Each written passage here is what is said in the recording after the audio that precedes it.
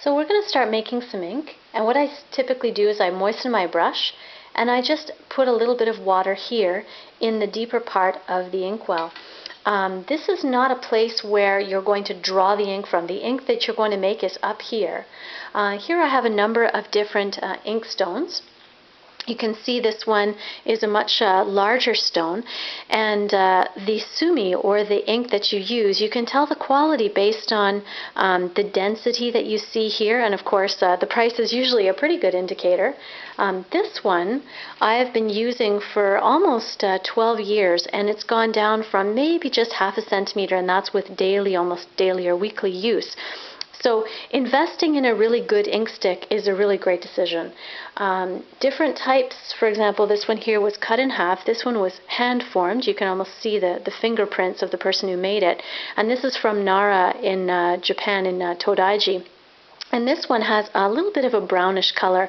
Sometimes when you buy an ink stick, you don't know what the color tone is. So sometimes it's a brown black like this one, or it might be a very intense black like this one here.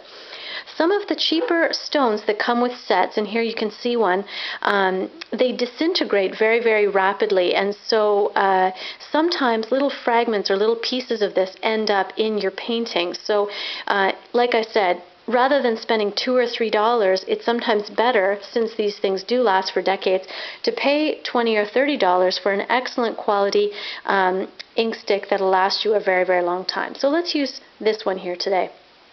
I'm going to just very gently draw up from the water and just very gently float it up onto the stone. I don't want to pull or dip this into the water, but I'm just pulling it up in order to start to make a place. And I'm left-handed, so of course I'm using my left hand, but if you're right-handed, you'd be, going like this. Typically you set things up so that it's on the side that you're going to be using your materials.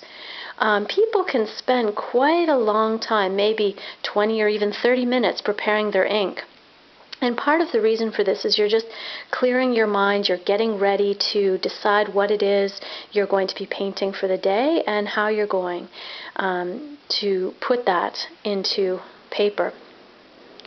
So you just gradually, very, very slowly making the ink.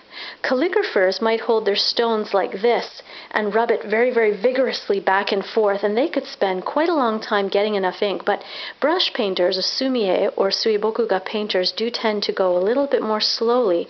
And part of the reason is we want the ink to be very, very smooth, and we don't want to damage our stone in any way.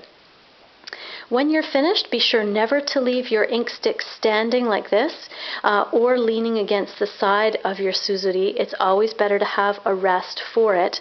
And here you can see one made of porcelain just over on the side. And always go back and use the same wet end when you make more ink.